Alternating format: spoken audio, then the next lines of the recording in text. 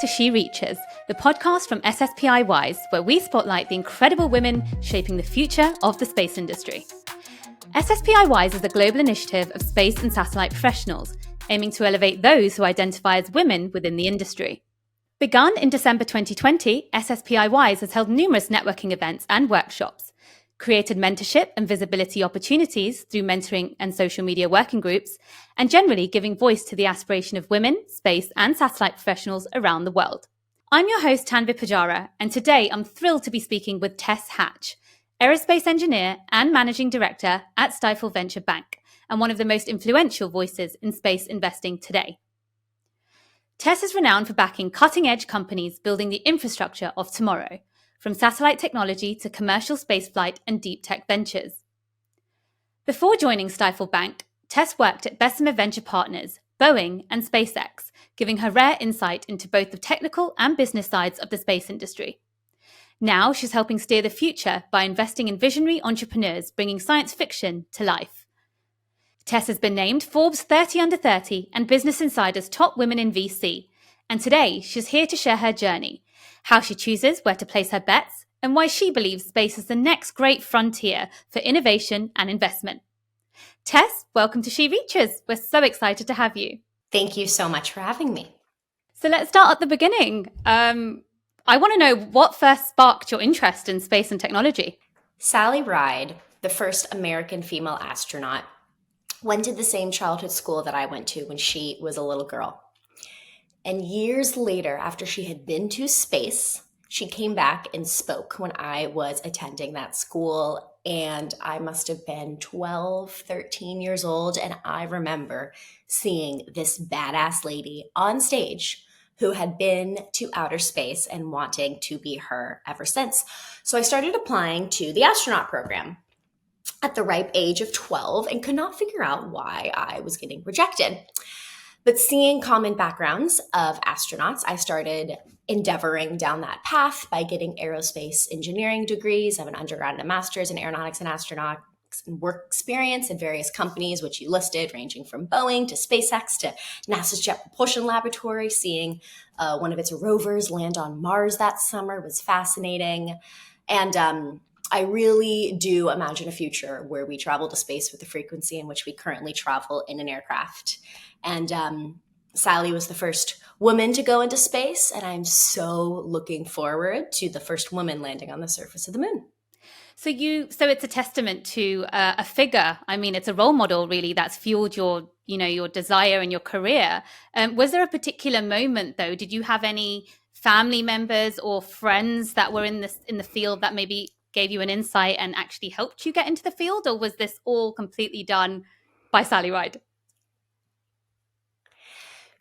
One of Sally's famous quotes, and I'm going to butcher it, but it's something along the lines of like, young girls need to see someone who looks, or it's helpful if they see someone who looks like them in a role they want to do. And she really was that for me. Me, as a young girl, seeing a woman astronaut, obviously I could be that. And she really switched something in me. I'll share. My dad's a lawyer and my mom is in the entertainment industry. So I do not have a single aerospace engineer in my family. I think my grandfather was an engineer, but there was no to the question that you specifically asked. That being said, fortunately, I really liked math and science.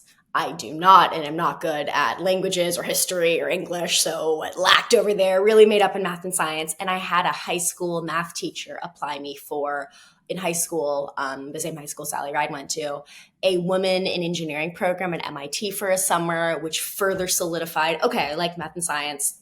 Okay, I might like engineering. Oh, I really like that program is mechanical engineering. And then in undergrad, it clicked that aerospace I'm just so passionate and excited about. I didn't want to take, for example, in mechanical engineering, structures of a building or a bridge. I wanted to take aircraft and spacecraft structures, which studying aerospace and that specific specialty allows you to do. Wow. So you went full throttle into this industry, but did you find it difficult breaking through?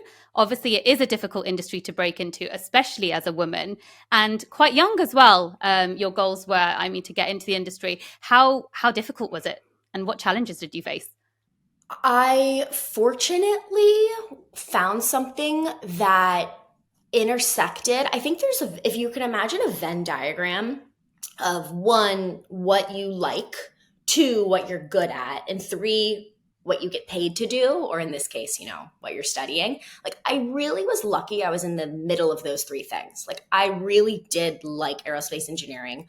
It came really easy to me. Again, I like math and science, and I wasn't being paid to do this, but eventually, it could have become a job, which it did. Sometimes, by the way, there's a fourth circle, like impact onto the world, impact onto society. Like, that's a very important circle for a lot of people, which is for me too, but in school, not so much.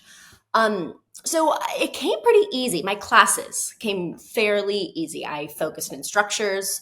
I really liked CADing. Coding, not so much. But again, this is a long time ago, but I loved taking classes. I loved my studies. I loved school. Though there was definitely hurdles being, one of a handful of females in a 200-person class in both undergrad and grad. There's a very stark diversity, gender and other diversity qualities difference in aerospace engineering. But I just had to work twice as hard, and I did. And you got to where you are today because of it. So yeah, props for sticking with it. It's amazing. So you did aerospace engineering as your undergrad, and then you also did a master's in aerospace engineering at Stanford. Is that correct? But then you switched careers into venture capital. So why the transition? Why the switch? What made you do it? And there's a little chapter in between undergrad and grad. Undergrad, I studied aeronautics and astronautics at the University of Michigan. Go Blue. And I loved my class and my school. And when I graduated, I just wanted to get out of the snow. And therefore, I actually applied for jobs in Los Angeles. And over a decade ago, there was a tiny little rocket company that no one had heard of called SpaceX that I worked at in between my undergrad and grad for less than a year, actually. I at the time got my dream job. My parents, though, encouraged me to apply to grad school and get my master's, which now looking back, I'm so thankful for. But I want to include that just because, like, when I first got to get my master's in aeroastro, I was hoping to go right back to SpaceX after graduation.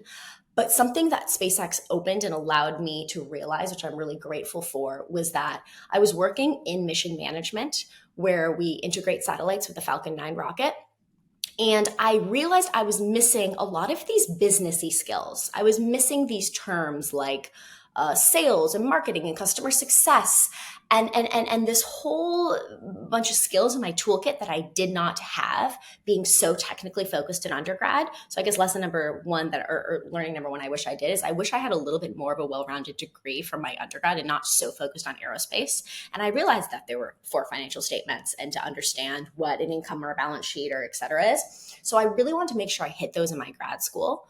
Which, finally getting to your question, I was studying a technical aeroastro master's, but I saw a fellowship for engineers interested in business. I'm like, oh, great. Perfect. Like, that's the skill I need. Like, that sounds great. And it was partnered or funded or sponsored by the VC DFJ. And I had no clue what either of those acronyms meant. I had no clue what VC DFJ was. But DFJ was one of the first investors in SpaceX. So I was like, oh, like, these people must be smart. They know what they're doing. And I applied, was honored to have been selected for the fellowship. And DFJ is a venture capital firm, which is what VC means. And they really opened my eyes. I'm so grateful for the professors of the program, Tina Seelig, who created the Entrepreneurship Center at Stanford, and Heidi Roizen, who's a partner at DFJ, now called Threshold, who really opened my eyes that you could still be a deeply technical engineer, but rather than an engineer at a single rocket company, you can be an investor in the ecosystem. At the time, this firm was invested in quantum computing companies. It was invested in Earth observation companies. It was obviously invested in SpaceX and Tesla, but it was invested in a whole slew of science fiction turned reality. And that really excited me. I really loved and still do love learning about all different types of deep technologies. Space is always my favorite. I still just obsess about space exploration. But I really enjoyed learning a little bit, specifically from brilliant entrepreneurs, about their piece of science turned reality. Wow. Okay. So that's a great answer for a start. So I guess with your background in engineering, then, what particular skills do you think you've taken from engineering and that you've been able to bring into the VC world? I believe there are four VC mentors or VC partners or VC board members that a startup company needs around its boardroom table. And those are the technical product market fit person, the sales and marketing person, the financial person, and the CEO voice. And I think all four the company needs in its journey. And I fit that first one.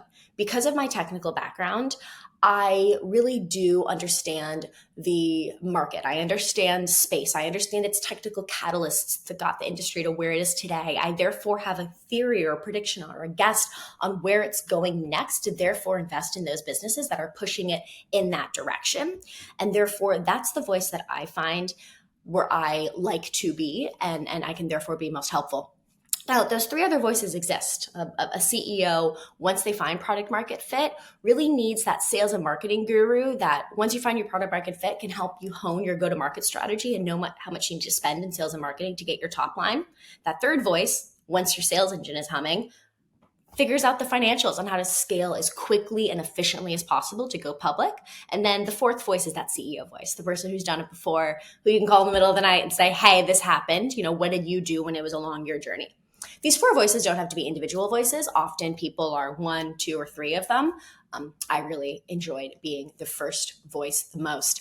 I do need to caveat this, though, with in that answer, I was talking specifically about venture capital.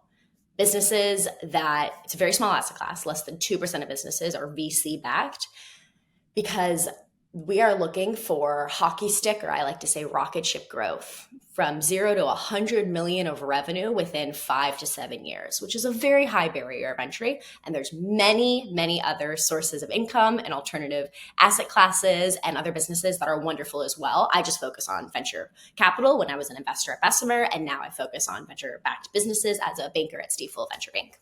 Okay, so in terms of your day job, then, I guess you recently moved into a new role, managing director at Stifel Bank. What does a typical day look like for you then? Stifel Venture Bank banks and lends to venture-backed businesses and venture funds. So at the highest, broad umbrella, which I love in this new role, is my job is to bring value, is to be helpful, is to see where a company needs a bank account, or a company needs help raising its next round, or a company needs help talking out its strategy, or same thing goes with a fund. So I'm really enjoying supporting the tech VC ecosystem, specifically on the West Coast, although I'm traveling nationally, and seeing how I can be helpful to entrepreneurs and investors along their journey. Great. And then I guess what's your diligence look like? Like when you're looking at a particular company, what is your process that you go through when reviewing a startup? As a venture capitalist, so I'm taking off my Stifel venture banking hat and putting back on my venture capital hat. The highest level, an investor wants to know four things. They want to know, one, what problem are you solving? How big is it? How important is it? Is it an antibiotic or is it a vitamin? Two, what's the solution?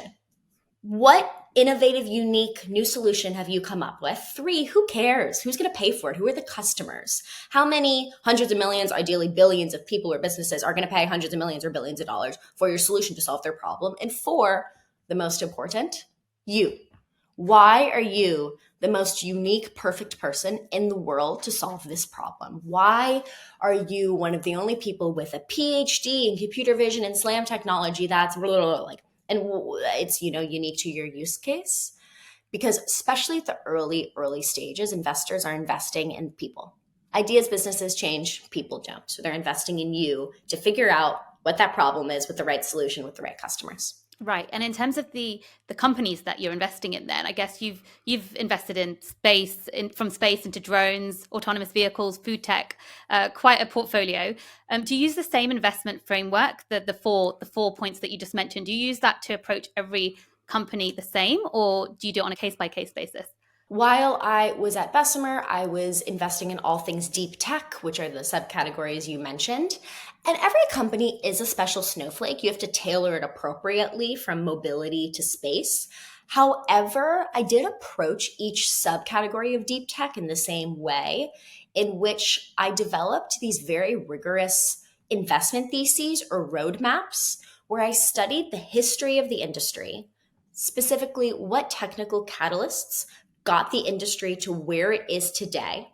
I then focused on the current state of the industry and what's happening or changing in the world that makes said industry interesting now. Why now? Why June of 2025 is defense tech interesting right now?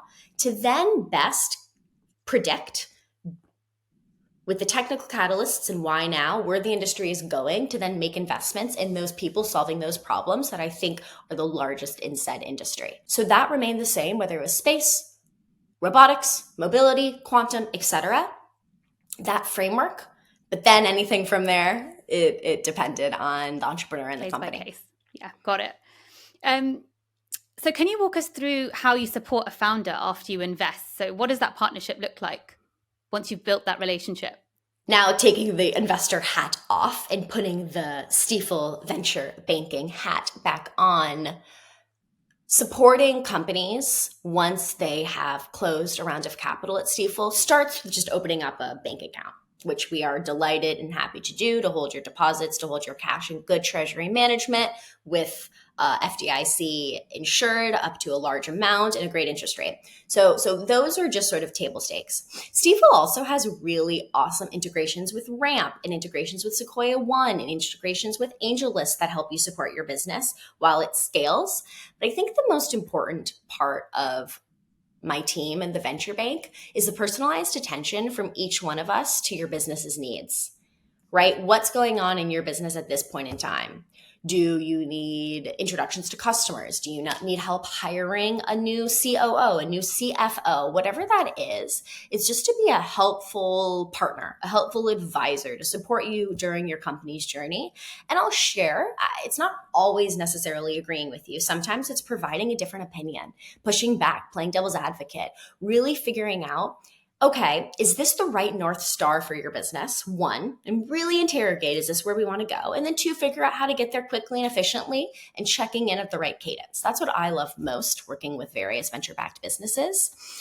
They are really changing science fiction into reality and figuring out, is this the right science fiction to turn to reality in the right way, in the most effective and efficient manner? Okay, so you've obviously come across a lot of businesses that you've worked with, and particularly a lot more now in your new role that you're doing. What is it that excites you the most about the whole process from start to finish? Is it the team, the vision, the tech, combination of all three? What is the most exciting thing? While all of it is incredibly exciting, I am a people person and I love really investing in that person or partnering with that person or banking that person and their company in that case. But really seeing how this person attacks this problem with said solution and scales and grows. It's really a people business for me. And it's not, and what I really also love is there's multiple investors around the table. So working with all of them, there's the banking partner, there's other service providers. There's just this really awesome ecosystem I live in the Bay Area that I really enjoy working with all of the people and, becoming friends really with all of these folks. So it's the people for me.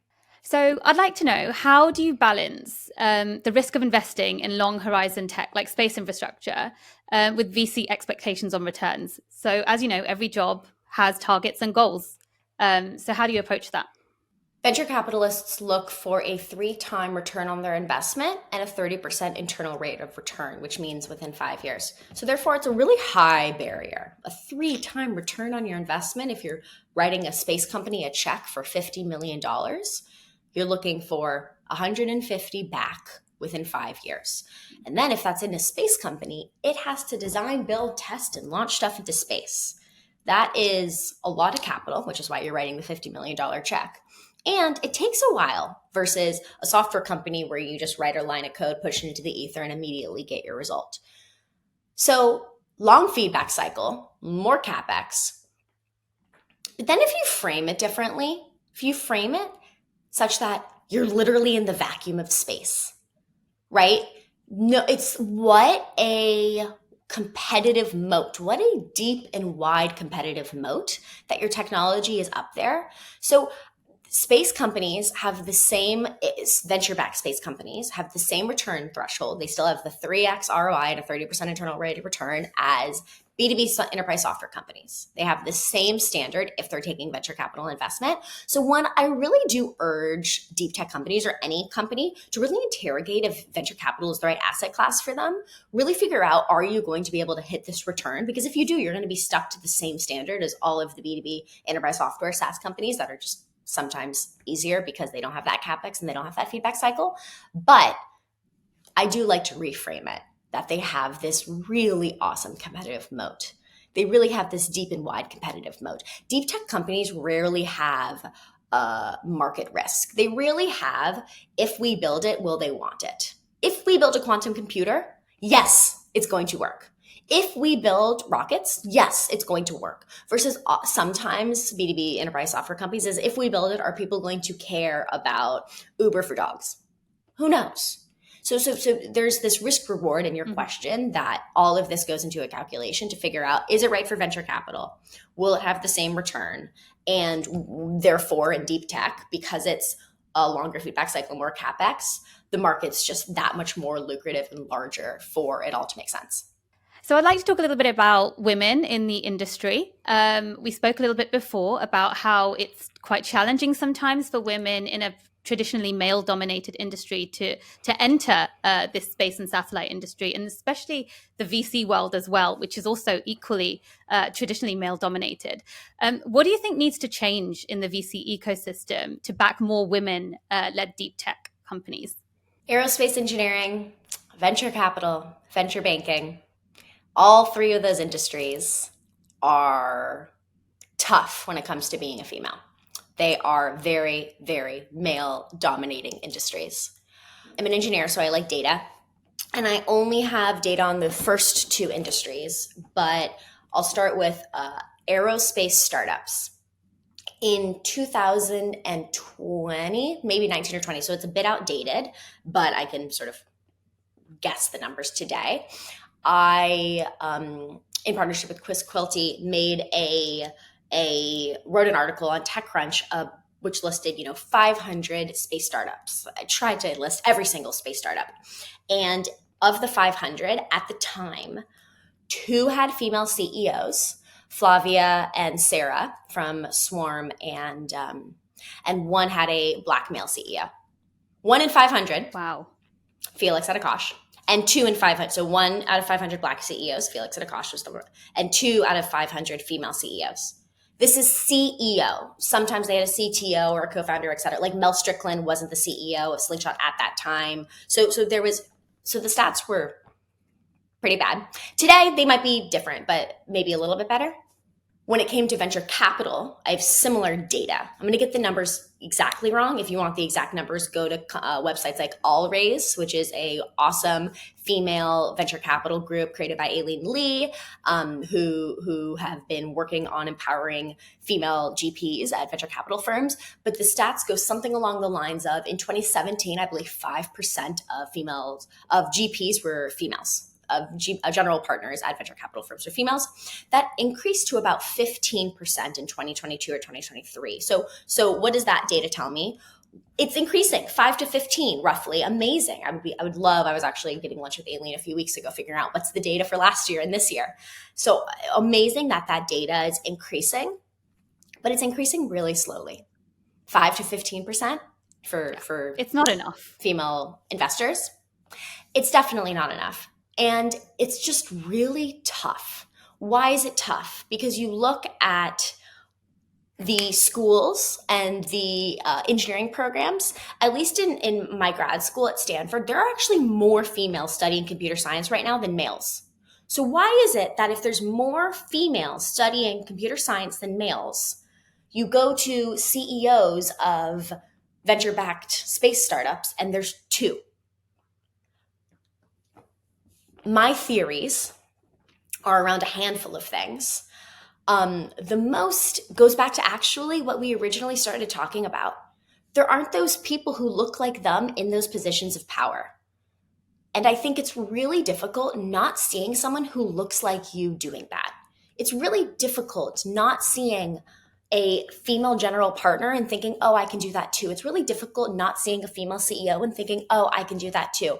I am so grateful and thankful for so many women along the journey. When I worked at SpaceX, Gwen Shotwell is the president and COO. To see her walk down the rocket aisle floor in her St. John suits and her Louis Vuitton heels were so inspiring. When I got into venture capital, Heidi Roizen is a trailblazing female venture capitalist who I had the honor of being her mentee and now dear friend. And being able to see those people doing what I wanted to do was so inspiring, but we need a lot more of it. And it's really tough because once you get there, unfortunately, it's there's a lot of headwind. 100%, and it's such a shame. Like you said, even when I went to university, there was a lot of women that were doing, like you said, computer science, engineering. But then there's that vacuum, isn't there, between seeing them as leaders.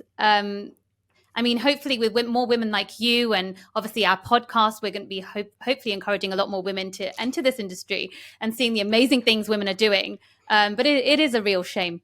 And I really hope for all the folks that are listening, like, help each other out, right? While I was at Bessemer, the other female partner is my actual best friend outside of work, Mary. Now at Stifel, the other female MD, Anne, is one of my dearest friends. Like, we got to help each other out. We got to work together. We have to support one another, and we have to help one another because usually we're the minority group in the room. So let's help each other out. If you see your fellow lady get interrupted, say, hey, would you like to re-say what you were trying to say? Or if you see someone else take credit or say the exact same thing she had said earlier, say, really great point, John. You know what? Susan said that earlier, and I'm really appreciative of you looping back and bringing back that to everyone's attention. Susan, would you like to continue to expand on what you were saying? Like, we just have to help each other out. We have to be there for one another. And there's this saying, right? If you want to go fast, go alone. If you want to go far, go together. So 100%. Ladies, we got to go together to get further. And championing each other. That's what it is. Absolutely. So have you ever felt any pressure as one of the few investors in this industry to represent women as a whole? Do you ever feel like, oh gosh, I've got to do my bit kind of thing? Of course, every single time I'm in a room and I'm the only woman in a bunch of males, you feel like you're speaking for your entire gender. And that's so stressful and exhausting. And I often feel every single comment has to be perfect. Every single comment has to be spot on, because we don't have that luxury of that not being the case. And great, okay, we're up for it. We just got to work 2x harder. And I usually wear heels, so in heels. I mean, look great doing it. Why not, right? We started this with pink as my favorite color.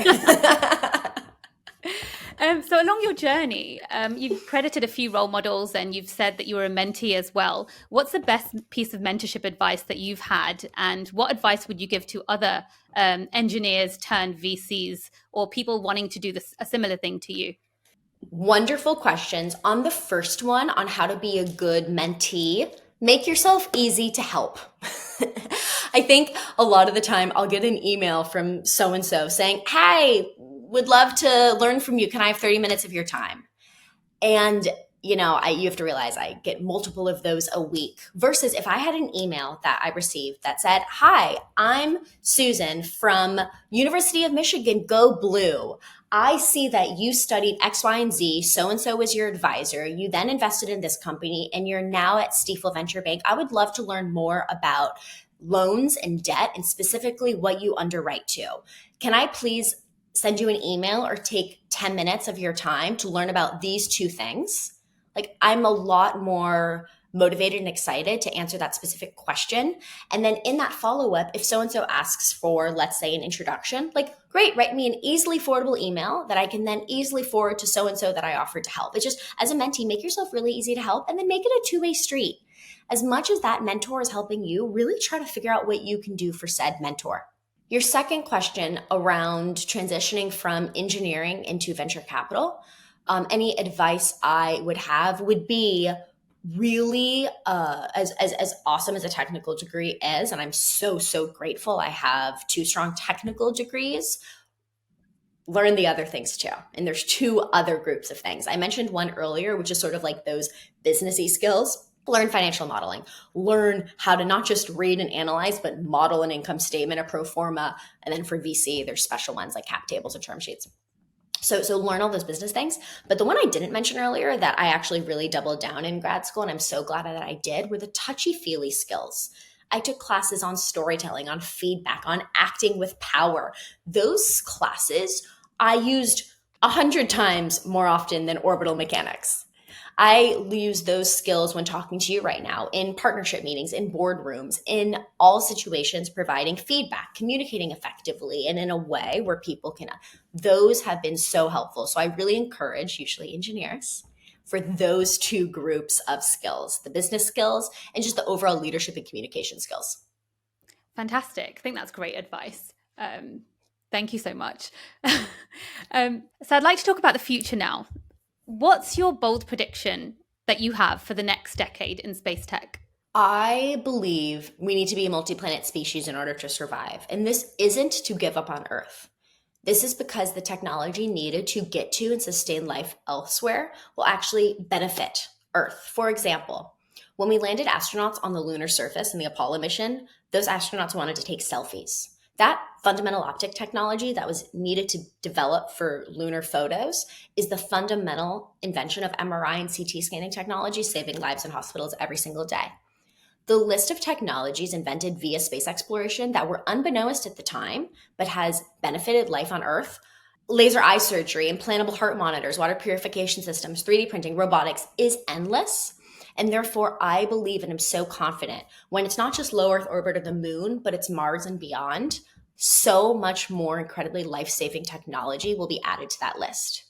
Now, I used to say in the next 10 years that I am most excited about Artemis, which was a NASA program that was supposed to land the first woman and person of color on the surface of the moon. And I am absolutely devastated that is no longer in the world. But that doesn't mean the first woman doesn't land on the surface of the moon. And there was a point in time where Sally Ride wasn't the first person in space. And I am so excited for whichever lady is listening to this, and she's going to be the first person on the surface of the moon. And I look forward to watching her take those steps. And that's your goal as well, isn't it? That's always been, you've been very vocal about that being your dream. I don't need to go to the moon, but I would love to go to space. I absolutely, if anyone's listening to this, either as a NASA astronaut, but probably more just as a Blue Origin or a SpaceX tourist, please, I would absolutely love that. Fantastic. So when you're not busy working all the time, do you have any particular hobbies? Are you watching a particular Netflix series? What do you do? What do you enjoy doing? I'll actually modify that question and say I really value my work-life balance. I work a lot and I work hard, but I really, really value balance. I think you work hard, you play hard, and it's really important to make sure that you maintain that balance. So I'll share. I sleep, if anyone who knows me, I sleep at least 8 to 9 hours every night. Now I don't have children yet, overshare, but I prioritize my sleep. I work out a lot. I really make sure that I'm active for at least, when I'm not being lazy, an hour a day. So let's be real, an hour every other day. Like I'm really prioritizing my health. You can't work that hard unless you are taking care of yourself. So that's number one. Hobbies. I love hiking. I love traveling. I make soap. I make like handmade soap that Yep. Soap. Not like Fight Club. That's the number one question I always get. Not exactly like Fight Club. But I make soap.